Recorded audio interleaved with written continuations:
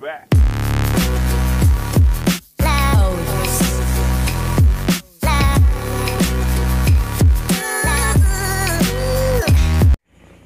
what's up sa inyo mga boss madam? Ayan, ngayong araw na tong mga bossing is Sunday, madaling araw ng linggo.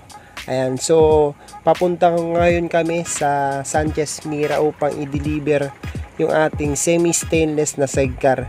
Ayan, so bago lahat i-check muna natin si Tanda kung okay pa yung kanyang gulong, tsaka yung kanyang tubig sa radyador, tsaka yung langis. So far okay naman ang lahat. Magpapahangin na lang ako mamaya dun sa may Shell, malapit lang sa amin. Ayan, so tsaka dadaanan natin si Bukayo kasi si Bukayo yung kasama natin sa pagdi-deliver. Ayan, so to yung ating semi-stainless na i-deliver ngayon mga bossing. So tara, punta na po tayo sa paggasolinahan. So ayan, nakapaggasolina ako mga bossing. Ayan, so ayan, magpapahangin na lang po tayo. Ayan, hinanginan ko siya ng 40 PSI dito sa likod. Ayan, so nandito po tayo sa may Shell San Nicolas, Ilocos Norte mga bossing, malapit lang po sa amin. So yun yung ating pangarap na sasakyan, yung pick up mga bossing. So ngayon tis-tis muna lang tayo kay Tanda kahit medyo kinakalawang na or medyo tinatanda na yung kanyang performance, pero all goods pa naman mga bossing. Kahit papano naman mga bossing is nakakalayo pa naman si Tanda. Ayan, so kaya niya po pang pumunta sa may Dagupan, Nueva Vizcaya, Cagayan. Ayan, so La Union meron po tayong i-deliver dyan soon.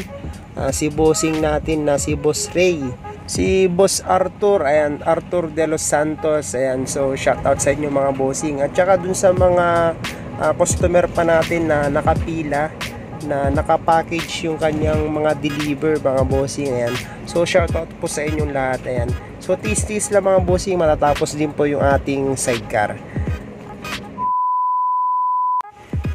At ayan mga bossing, ayan, nag-stop over muna kami dito sa may 7-Eleven. Ayan, so kitang kita nyo si Tanda mga bossing, oh. Ayan, so matikas pa si ating Light Ace. Ayan, Toyota Light Ace lang sa Kalam. Ayan, nandito pala po tayo sa may Bangi, harap ng 7-Eleven. So tamang kape muna kami, cup noodles kami ni Bukayo. Diretso na rin kami pagkatapos namin nag cup noodles. Ayan, so medyo malayo-layo pa yung aming biyahe, pero mamaya matutulog muna kami sa may Sanchez Mira, Cagayan.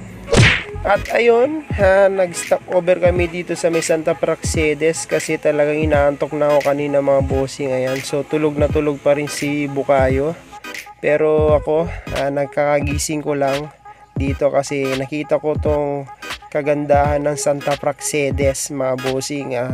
Ayan, so walang gaanong tao, walang gaanong sasakyan kasi medyo maaga pa dito. Ayan, so nagfafag pa yung kanilang kabundukan mga bossing, kung kitang kita nyo naman, oh. So diretso na ulit kami sa aming biyahe. Ayan, so naghihintay na si Boss Jeff Valdez ng Sanchez Mira, Cagayan.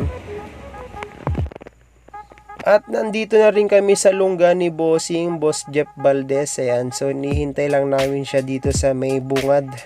Ayan, umihi muna si Bukayo dahil nag-jingle bells na siya.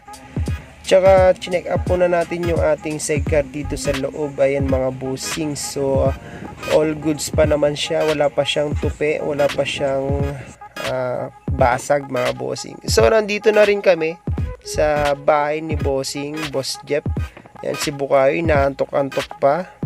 Ayan, ito pala yung binebenta ni bossing natin na taga dito sa may Sanchez Mira. Ayan, so yung diniliberan natin pala bossing, si Boss Jeff is nagbabay and sell siya ng mga sidecar mga bossing.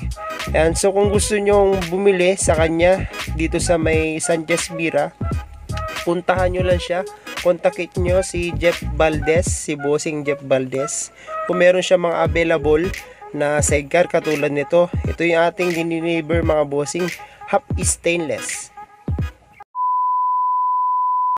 So ayan, pauwi na rin kami mga bossing. Ayan, inaayos lang ni Bukayo yung ating floor mat.